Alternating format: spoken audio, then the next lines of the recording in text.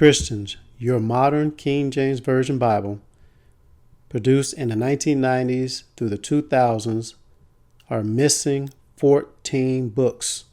How are you going to deal with this fact?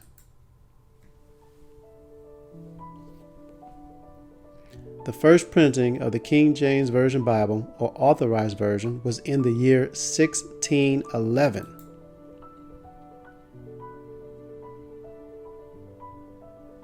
The following article excerpts are the opinions of History.com concerning the 1611 King James Version. History.com: Why the King James Bible of 1611 remains the most popular translation in history. Not only was it the first people's Bible, but its poetic cadences and vivid imagery have had an enduring influence on Western culture. Article was updated 4/16/2019.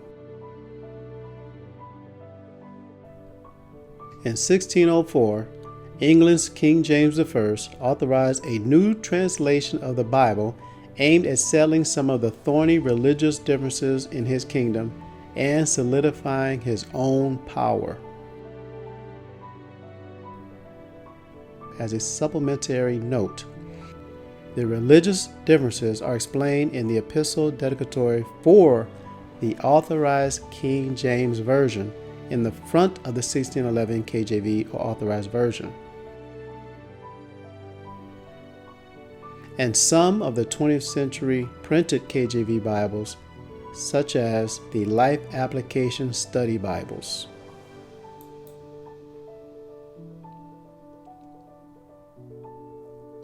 The epistle dedicatory for the Authorized King James Version speaks to a threat to opponents of the Roman Catholic Church, known then as Catholicism, which assumed the moniker Christian in code speak.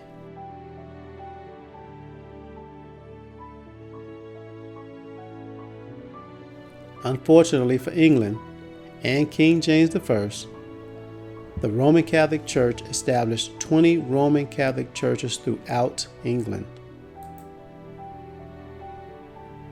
In questioning how many Catholic churches were in England, we find out, according to Wikipedia, sorted according to the ceremonial counties of England, although there are also 20 Catholic dioceses in England divided into 5 ecclesiastical provinces: Birmingham, Cardiff, Liverpool, Southwark, and Westminster. And from the map, you can see that these are spread over all of England.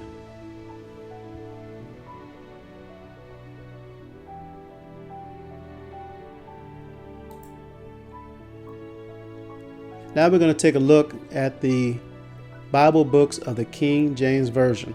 Now this is an overall view of all of the books. At the bottom left you see the Old Testament, in the middle you see the Apocrypha.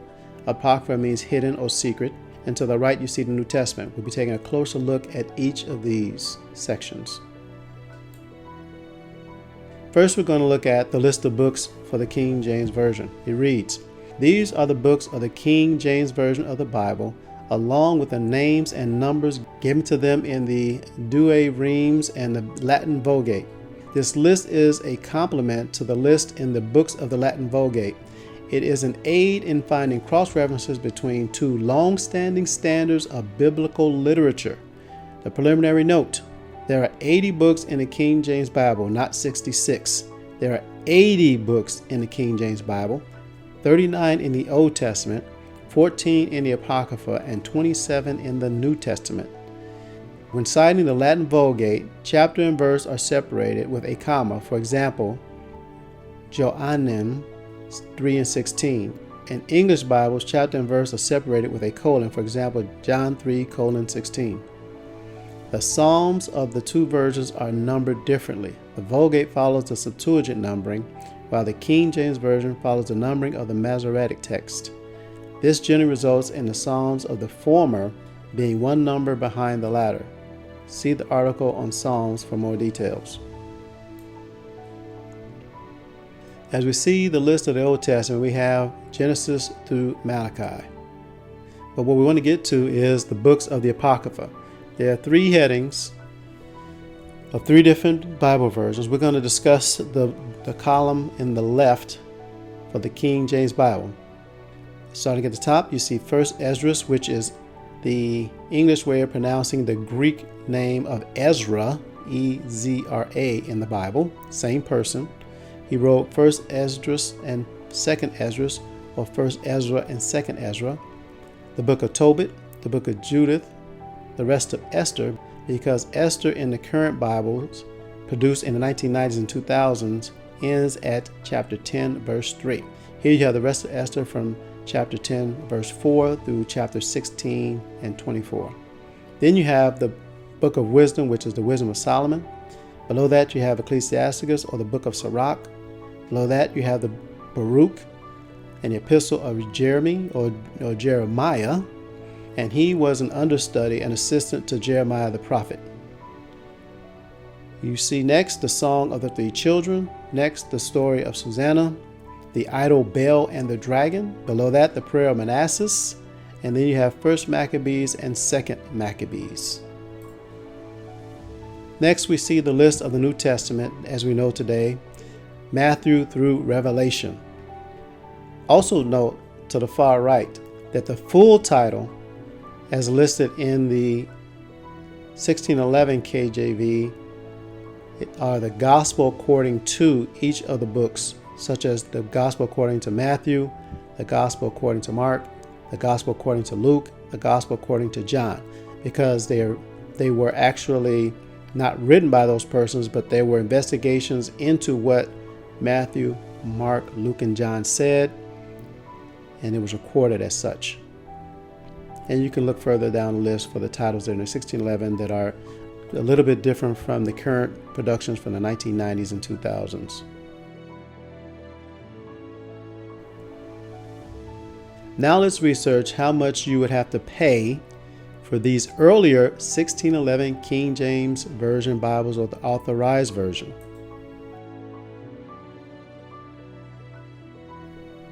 We'll also observe that all of them incorporate the very same 14 books that all of Christianity now refuses to acknowledge, the Apocrypha.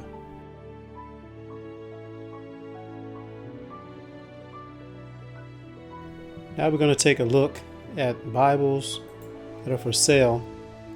This is from eBay.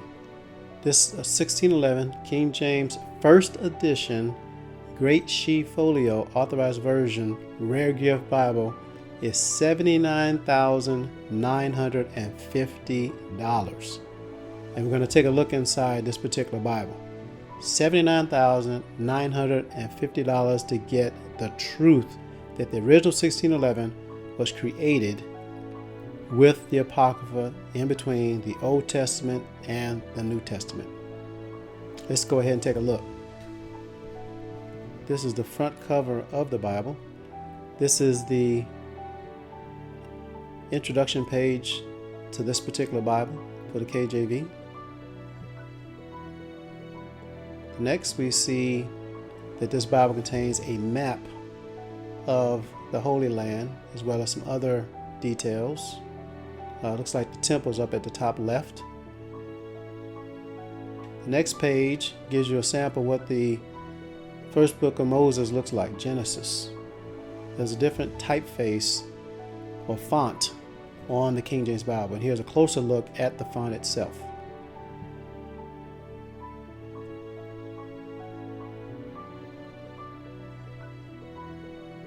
Now we see the Bible open up to the book of Proverbs. And here we see the book of Psalms, starting at the first chapter. The KJV uses Roman numerals. It does not use numerals that we see today. And we see the next page, we see the beginning of the Apocrypha. This is the original 1611, starting with the book First Esdras, which is Ezra, E-Z-R-A, in the Bible, from the book of Ezra. Here we go on, we see the book of the prophet Isaiah. And next we see the introduction page and artwork to the New Testament.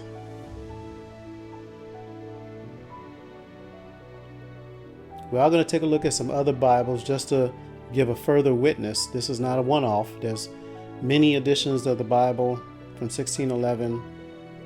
The other ones will be less in price. They will be less than $79,000. And we see on this page, we see the book of Acts, the Acts of the Apostles, where in today it just says Acts. In 1611 and for hundreds of years, it read the Acts of the Apostles.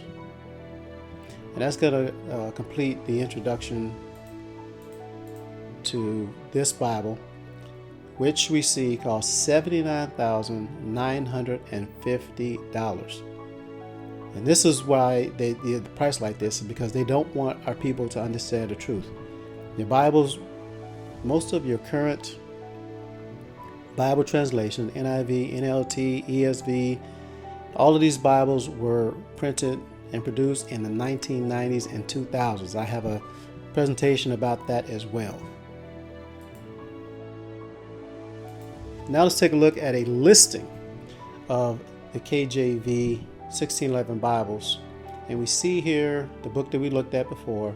There's a book next to it that is priced at $67,500. The next price is $29,750. The next one is $29,500. And we'll scroll down and we'll see that they become less and less depending upon the rarity of it. The reason why some of these Bibles are rare is because the one you saw for $79,000 said the She Bible. There was a misprint in the Bible in one verse where it said she instead of he. And that's the reason why that Bible is so rare, because these types of errors make them more valuable. But in subsequent editions, it was changed back to the proper word he. And I believe I have an example of this in this presentation here. So as we go down, we see the rapidly decreasing price of these KJV Bibles, basically depending upon various things: the condition of the books, the age of the books, and certain details. And when you go into each one in the description, it will tell you certain things, certain facts about the Bible that make it the price that it actually is. So here we're getting down to the $15,000 range.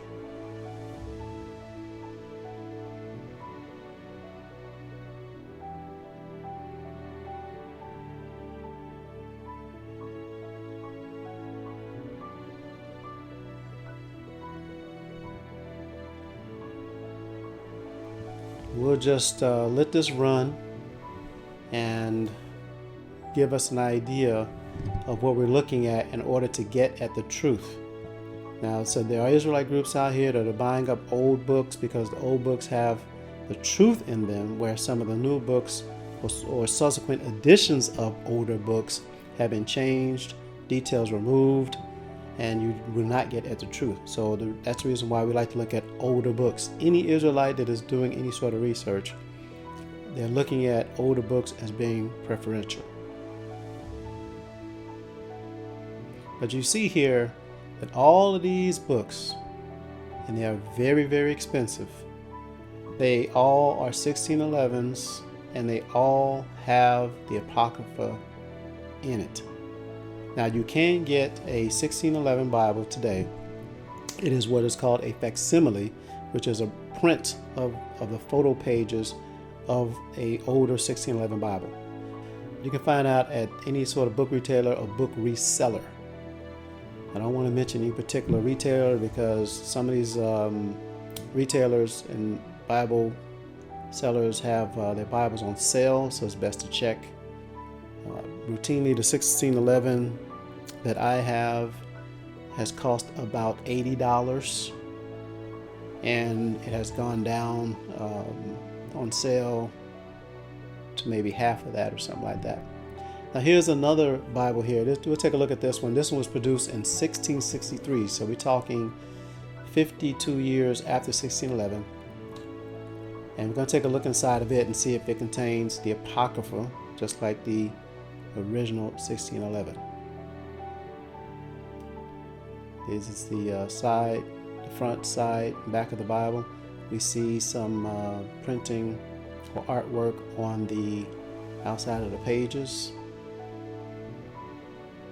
It says to give utterance to reading. Timothy chapter 4, verse 13. Okay, this is the inside binding to the book. Here's a personal note from the owner. I read this. He's given it to another woman in the family. He states that this Bible is actually the property of his grandmother, and he wants to give it to this another woman in his family.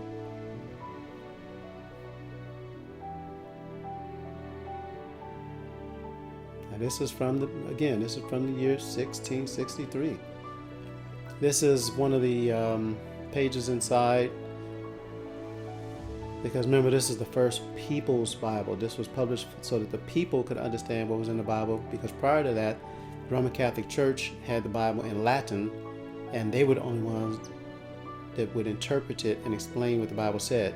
King James wanted all of the citizens to understand what the Bible said. That's the reason why it was translated from the Hebrew and Greek into English, including the books of the Apocrypha, the 14 books of the Apocrypha.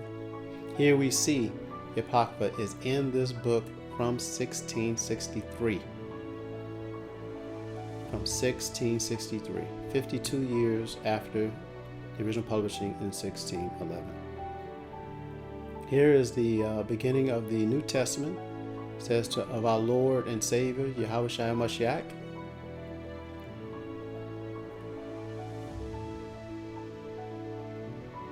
And there's Roman numerals at the bottom. MDCLXII, 3 I's. Okay, this is the whole book of Psalms, it says. So this is the introduction page to the book of Psalms. These old books are extremely important. Now again, this book costs $14,000 to get the truth. All right, this here is just the Apocrypha, because it also has some errors too. This Apocrypha is $14,506.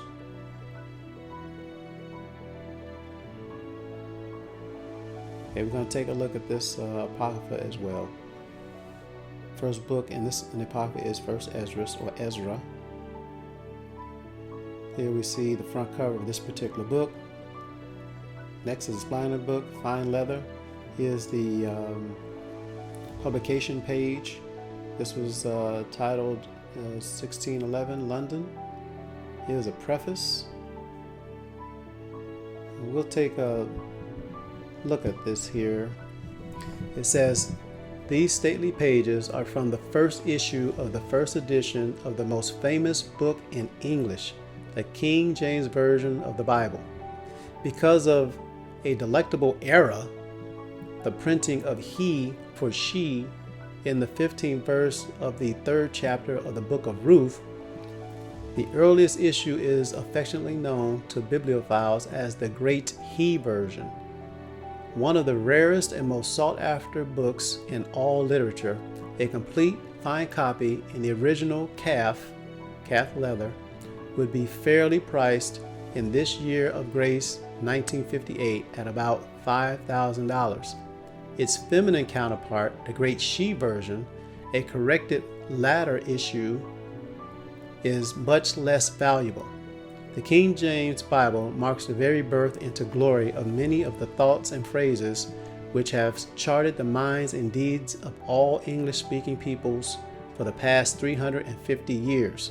The beauty of the language and the nobility of the dream are here richly set forth in black letter by Robert Barker. In the preface to the first edition, which was left out, 'tis a pity, from modern reprints, the translators refer to their Bible as the whole cellar full of oil vessels, whereby all our necessities may be provided for and our debts discharged. A treasure of most costly jewels. And they add, the work hath not been huddled up in 72 days, but have cost the workmen as light as it seemeth, the pains of twice 7 times 70, 2 days and more. Neither did we disdain to revise that which we had done, and to bring back to the anvil that which we had hammered. It is not a glorious adventure just to look upon and fondle these choice leaves from the immortal folio, which for purest poetry and wisdom is the only English begotten rival of Shakespeare? And now it remains but to say that I personally removed the pages herein from the great He version, and can affirm them to be from the Bible as it was born into modern English. Okay, here's a facing page to the Apocrypha, one of the Apocrypha pages. This is actually 2nd Ezra chapter 13. The J you see there is an I at the top.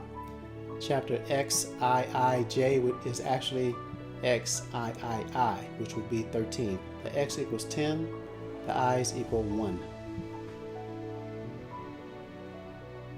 And this particular chapter talks about the 10 tribes that left after they were released from Salmanassar. They went to another land called Arsaret. Here we see the rest of the book of Esther. This is the rest of the book of Esther, chapter 15. The rest of Esther goes from chapter 10, verse 4, remember, to chapter 16, verse 24. This next page is Psalms, chapter 51. L is 50 and I equals 1. And we see next the book of 2nd Maccabees.